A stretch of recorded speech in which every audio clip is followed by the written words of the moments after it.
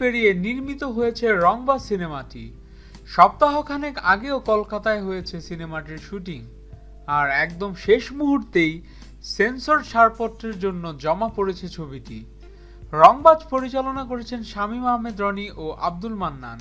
এর মধ্যে আব্দুল মান্নান আমাদের জানান বুধবারে সিনেমাটি সেন্সর বোর্ডে জমা দেওয়া হয়েছে। তিনি আশা করছেন বিনা কর্তনে ছাড়পত্র পাবেন রংবাজ।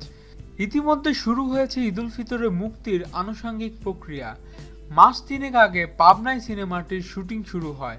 পরবর্তীতে বাংলাদেশ চলচ্চিত্র পরিচালক সমিতির সঙ্গে সাকিবের জটিলতায় বিঘ্ন হয় রংবাজ সিনেমার শুটিং। এ ঘটনায় বদলে যায় পরিচালকও।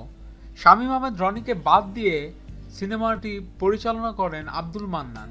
এদিকে ঈদের আগে বৃহস্পতিবারই ছিল সেন্সর বোর্ডের শেষ অফিস। আশা করা যাচ্ছে এরই মধ্যে রংবাজের সেন্সর শো অনুষ্ঠিত হবে।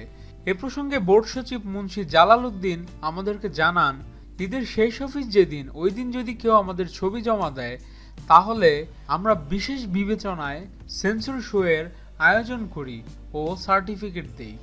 রংবাজের প্রধান চরিত্রে আছেন শাকিব খান ও বুবলি। প্রযোজনা করেছে কলকাতার শ্রী ভেঙ্কটেশ ফিল্মস ও ঢাকার রূপরঙ্গ চলচ্চিত্র। সাকিবের 4 সিনেমা এই ঈদে আসছে। আপনারা কোনটি দেখবেন বা কোনটি সবচেয়ে ভালো হবে মনে করছেন আপনারা?